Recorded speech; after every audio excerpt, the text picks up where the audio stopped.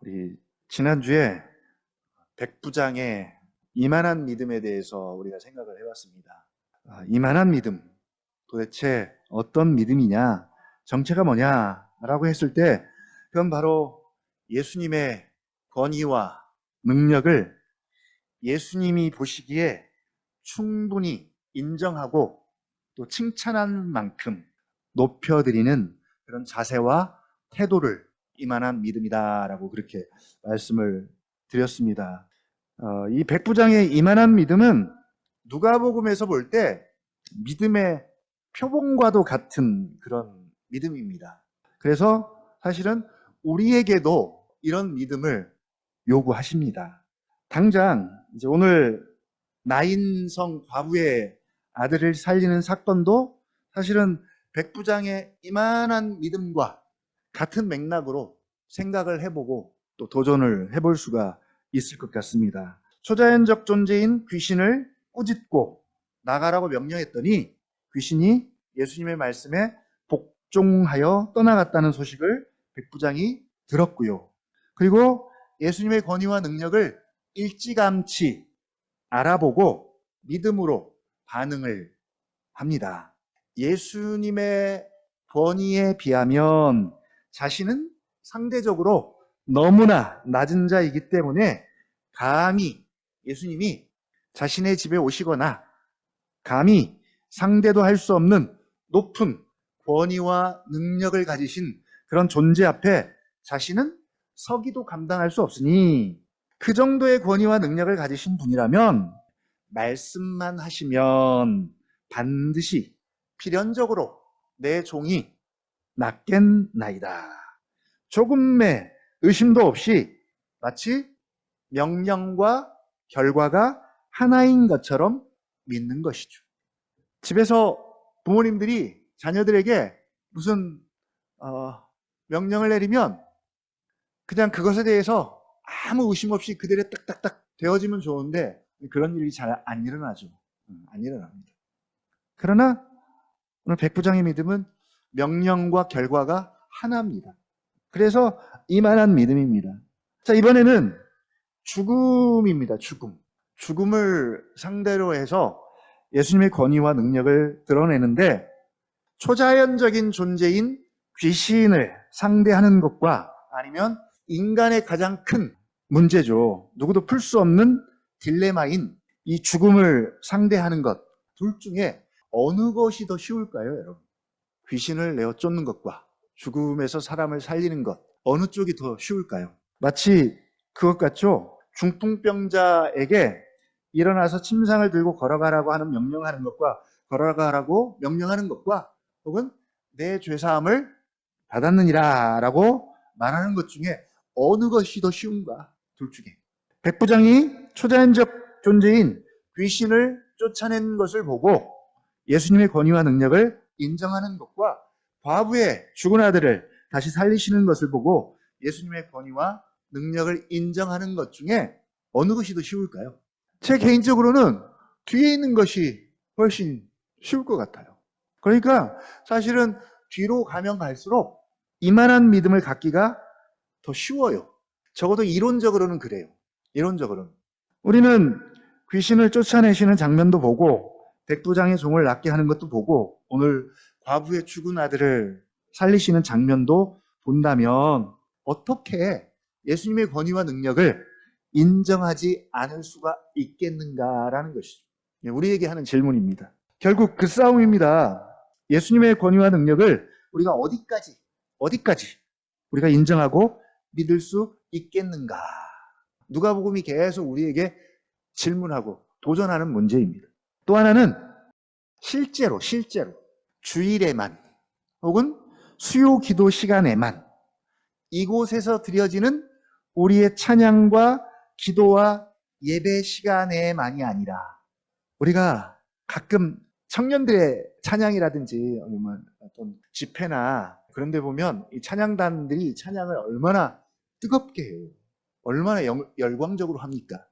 그런데 그 시간이 끝난 다음 시간이 문제죠. 항상. 그렇게 열정적으로 하나님을 찬양하는 만큼 그 시간이 끝나면 또 세상에 나가서 열정적으로 술 마시고 열정적으로 또 똑같이 세상 사람들과 사는 것이죠. 우리의 예배 시간뿐만 아니라 드려지는 찬양과 기도와 예배 시간에만이 아니라 이 시간에는 우리가 뭐든 할 수 있잖아요. 하나님을 향해서는. 기도하는 시간만큼은 가장 거룩하시잖아요. 불가능이 없습니다. 그러나 월요일에 생긴 일상의 일들 속에서도 혹은 화요일에도 혹은 수요일에도 내일 또 우리가 어떤 일을 만날지 모르겠어요. 내일 또 우리가 주일날 찬양을 통해서 기도를 통해서 말씀을 통해서 고백했던 그 주님의 권위와 능력이 여전히 다른 날에도 유효한가, 똑같이 이루어지고 있는가, 그 문제입니다. 우리가 이 질문을 통해서 계속 이 갭을 줄여야 할 것 같습니다. 삶의 믿음화 혹은 삶의 복음화를 이루는 것이죠. 그러니까 주일 예배와 삶의 예배 사이에 갭이 점점 줄어들어야 되는 거죠. 줄어들어요. 혹은 눈 감은 시간과 눈 뜬 시간의 갭이 줄어들어야 되는 거죠. 줄면 줄수록 믿음의 일관성이 나타나게 될 것입니다. 자, 오늘 또 누가는 이 나인성 과부의 아들을 살리는 이 사건을 통해서도 다시 한번 우리에게 이만한 믿음을 또 도전하고 있어요. 그런데 백부장은 이미 끝났고 이제 지나갔어요. 아마 백부장이 오늘 또 이 현장에 등장했다면 아마 굉장했을 거예요. 이만한 믿음이 아니라 그 이상의 믿음이라고 칭찬을 받았을지도 모르겠습니다. 누가가 계속 의도적으로 기록하는 것 중에 하나가 바로 사람들의 반응이잖아요. 사람들의 반응입니다. 오늘 또 역시 사람들의 반응을 기록합니다. 16절 같이 한번 읽어볼까요? 사람들이 이제 이렇게 반응해요. 시작. 모든 사람이 두려워하며 하나님께 영광을 돌려 이르되 큰 선지자가 우리 가운데 일어나셨다 하고 또 하나님께서 자기 백성을 돌보셨다 하더라. 예. 하나님께 영광을 돌립니다. 두려워하고 하나님께 영광을 돌리죠. 자, 여기까지는 뭐 정상입니다. 하나님이 하셨음을, 하나님이 아니면 이럴 수 없음을 알고 하나님의 임재 앞에서 두려움을 느끼고 그리고 하나님께 영광을 돌립니다. 완전하지는 않지만 적절한 반응을 합니다. 근데 뭐라고 말해요? 이르되 큰 선지자가 우리 가운데 일어나셨다 하고 또 하나님께서 자기 백성을 돌보셨다 하더라. 여전히 예수를 그리스도로 메시아로 보지 못하고 큰 선지자 정도로 인식합니다.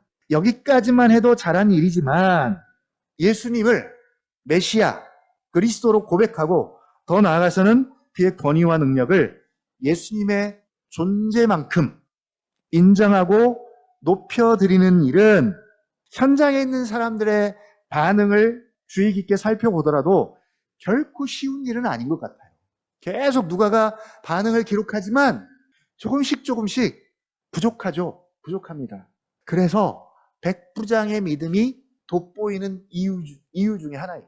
오늘 두 가지만 생각해보고 기도하려고 합니다. 먼저는 죽음의 문제를 다루시는 그 예수님의 권위와 능력이 얼마나 크신지에 대해서 다시 한번 생각해보고 계속 우리 자신에게 이만한 믿음에 대해서 우리가 도전을 해야 할 것 같고요. 두 번째는 이만한 믿음에 대한 도전은 하고 있지만 오늘 본문에 보니까 뭐 믿음의 표준이나 샘플이나 이런 건 없습니다. 보통은 병자를 치유할 때 내담자의 믿음이나 혹은 어떤 독특한 행위를 주목을 하죠. 예를 들면 백부장도 그랬고 그리고 8장에 가면 향유를 붓는 여인이 이제 8장에 가면 등장합니다. 거기에 보면 마지막에 예수님이 여인의 믿음을 역시 칭찬해요. 여자에게 내 믿음이 너를 구원하였다 라는 말씀이 나와요. 그러면 여인의 믿음이 얼마나 대단합니까? 대단한 거예요. 그런데 오늘은 그런 것이 아예 없어요. 죽은 자를 살리는 사건이 어떻게 보면 난이도가 제일 높잖아요. 가장 높은 난이도입니다. 굉장히 어렵기도 하고요.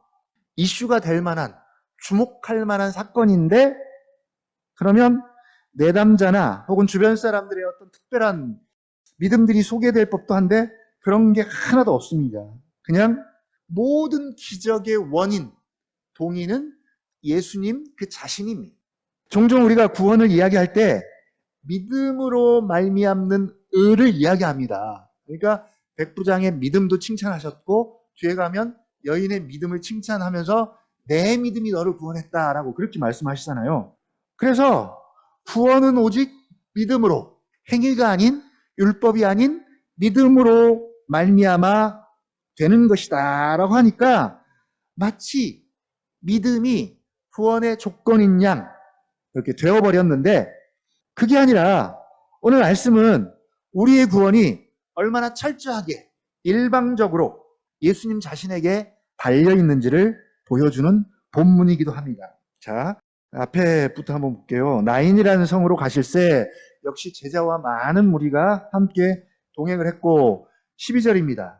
12절 같이 한번 읽어보겠습니다. 시작. 성문에 가까이 이르실 때 사람들이 한 죽은 자를 메고 나오니 이는 한 어머니의 독자요 그의 어머니는 과부라. 그 성에 많은 사람들도 그와 함께 나오거늘. 장례를 치르는 중이죠. 장례 현장입니다. 그리고 누가는 곧바로 죽은 자로부터 죽은 자의 어머니로 시선을 돌리죠. 그리고 이렇게 소개합니다. 이는 한 어머니의 독자요 그의 어머니는 과부라. 이러면 지금 장례식의 분위기나 상황이 충분히 우리에게 전달이 될까요? 어떤 상황인지. 한 어머니의 독자의 죽음입니다. 이것만 해도 슬프고 안타까운데 그의 어머니는 과부래요. 벌써 이 여인은 두 번의 장례를 치르는 거죠. 남편의 장례식이 있었고 이제 독자인 아들의 장례식이 있습니다. 1세기 이 시대의 과부의 삶, 우리가 이해하기 어려운 부분입니다. 지금은 그때하고는 반대예요. 나이 50만 넘어가도 뭐가 되려고 그래요? 과부가 되려고. 시대가 그래요. 안달이 난 시대입니다. 혼자 사는 것이 편하고 좋대요. 그래서 남자들 이사 갈 때 조심하라는 말이 늘 그거잖아요. 애완견이라도 붙들고 있으라고. 요즘은 편한 게 진리고 행복이니까, 불편하면 못 참고 힘들어요. 아마 우리 시대의 시대 정신으로 이 과부의 상황을 본다면 그렇게 불쌍한 마음이 들지 않을지도 모르겠습니다. 남편을 잃었습니다. 여성의 인권이나 여성의 능력이 인정되고 존중받는 그런 시대가 아닙니다. 여성이 물건이죠. 물건이고 소유처럼 취급받던 그런 시대입니다. 변변한 일자리 하나 얻을 수 없는 시대에 독자인 아들이 유일한 소망이고 희망이었습니다. 지금 그런 아들이 지금 죽었습니다. 이루 말할 수 없는 고통과 슬픔과 절망에 빠져 있고요. 정신적으로, 사회적으로, 경제적으로 가장 약자이고 가난한 자입니다.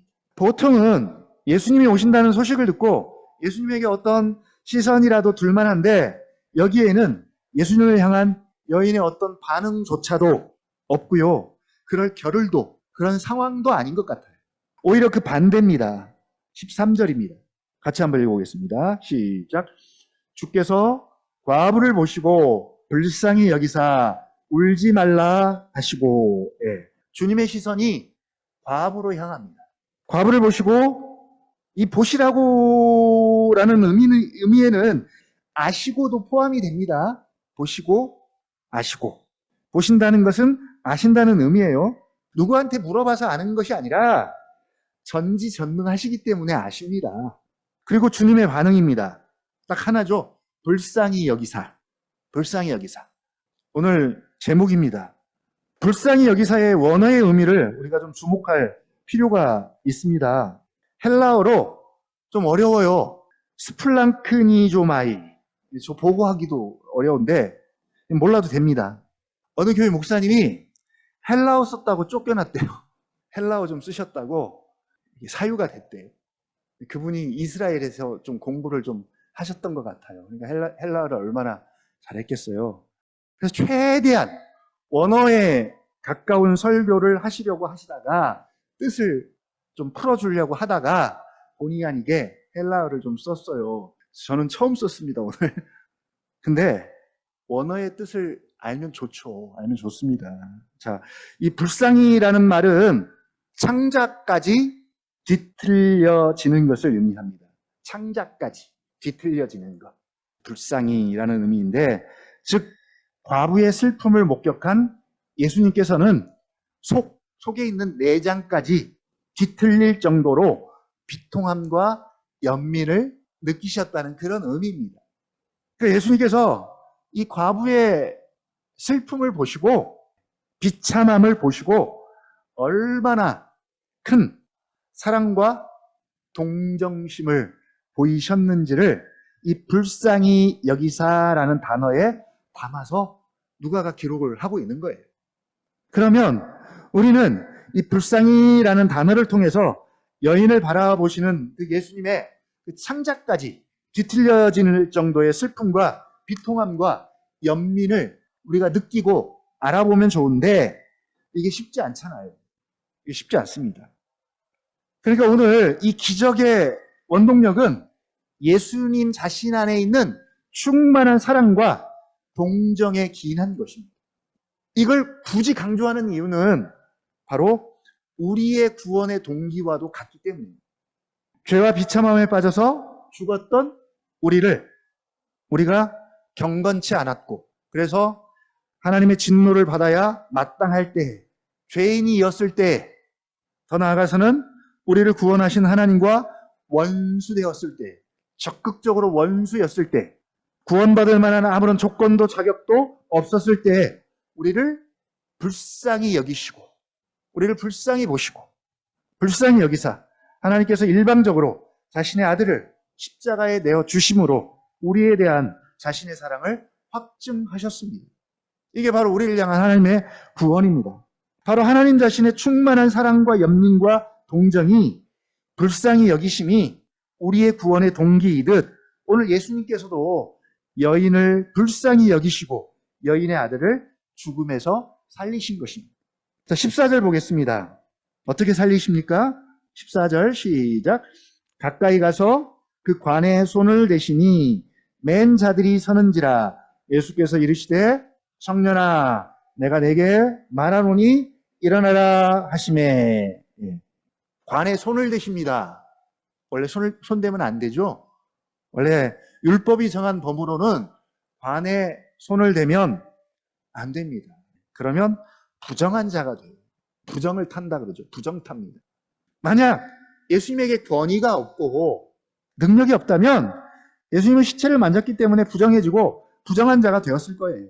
그러면 안식일에 해야 할 것과 하지 말아야 할 것에 대한 제한을 받았을 것이고, 또 죄인과 세리와 함께 해서도 안 되고, 또 일에 한 번씩은 금식을 해야 되고, 또 이런저런 규정과 법의 제한을 받고, 또 어떨 때는 손을 씻어야 되고 발을 씻어야 되고 이런 제한을 받았겠지만, 그러나 예수님은 어떤 분입니까? 오히려 부정한 것을 정하게 하시는 분입니다. 예수님 안에 있으면, 예수님과 함께하면 예수님 앞에서는 모든 부정한 것들이 예수님으로 인해 깨끗하게 됩니다. 그건 우리도 마찬가지죠. 모든 부정하고 더러운 것들이 예수님으로 인해서 깨끗하게 되고 정하게 됩니다. 예수님의 그 권위와 권세로 관에 손을 대실 뿐만 아니라 이번에는 죽음의 권세 아래 매여 있는 청년을 향해 명령합니다. 죽음은 인간을 절망에 이르게 하죠. 죽음은 인류 역사에 누구도 풀 수 없는 딜레마입니다. 거기다가 살아서는 죽음에 이르는 온갖 증상들로 인해서 평강과 안식과 기쁨을 누리지 못합니다. 반대로 슬픔과 걱정과 고통과 염려로 얼룩진 삶을 살다가, 비참하게 살다가 결국에는 죽습니다. 바로 죽음, 그리고 죽음에 이르는 증상들인데, 오늘 예수님은 이것들을 어떻게 다루십니까? 우리가 14절 읽었던 것처럼 되게 싱거워요. 되게 싱겁습니다. 청년아 내가 내게 말하노니 일어나라. 마치 8절처럼 다뤄요. 8절. 7절부터 기록되어 있죠. 말씀만 하사 내 하인을 낫게 하소서처럼 죽어있는 청년에게 죽음의 권세가 주장하고 붙잡아서 더 이상 어떤 것도 할 수 없는 청년에게 일어나라고 명령합니다. 이더러 가라 하면 가고 저더러 오라 하면 오고 내 종더러 이것을 하라 하면 하는 것처럼 지금 주님이 죽음의 권세 아래 매여 있는 청년에게 내가 내게 말하노니 일어나라라고 명령을 합니다. 그랬더니 그냥 말씀대로 일어납니다. 되게 싱겁죠? 이런 걸 뭐라 그래요? 껌이라고 표현하지, 껌. 껌이다. 너무 싱거워요. 이 정도 되면 뭔가 엄청난 의식을 행하든지 퍼포먼스를 하시든지 해야 하는데 그냥 심플해요. 그냥 창세기 1장의 재현입니다. 말씀하시면 그냥 말씀대로 그대로 되니라. 있으라 하면 있고 나뉘라 하면 나뉘고 비추라 하면 비추고 내라 하면 내는. 그렇게 보면 기독교는 되게 심플한 종교 같아요. 전혀 복잡할 게 없어요. 어려울 게 없습니다. 말씀에 최종적인 권위와 힘과 능력이 있어서 그냥 말씀하시면 말씀대로 되고 그냥 말씀이 법이고 말씀이 진리고 말씀이 생명이고 말씀이 능력이고 권위고 그래서 말씀이 하라면 하고 멈추라면 멈추고 비추라면 비추고 근데 그 대상이 초자연도 그리고 귀신도 심지어 인간에게 가장 큰 딜레마인 죽음과 죽음에 이르는 증상들에게도 자연도 인간도 다 주님의 권위와 능력 앞에 복종하고 순종합니다. 하늘에 있는 것들과 땅에 있는 것들과 땅 아래에 있는 것들로 모든 무릎을 예수의 이름에 꿇게 하시고 또 모든 입으로 예수를 주라 시인하게 하시는 하나님께서 예수 그리스도를 그렇게 높이셨습니다. 그런데 우리가 말씀을 계속 보는 것처럼 다른 영역들, 초자연적 존재의 대표라고 할 수 있는 귀신도, 그리고 자연도, 바람과 바다죠, 대표적으로. 그리고 죽음도, 질병도, 모든 질병들도 다 예수님의 권위와 권세 앞에서 찍소리도 못하고 다 순종하고 복종하는데 유독 하나님의 형상을 닮은 하나님의 대리 통치자라고 세움받은 인간만이 유일하게 말을 제일 안 듣는 거거든요. 다른 것들은 다 말없이 순종하고 복종하는데 왜 그럴까요?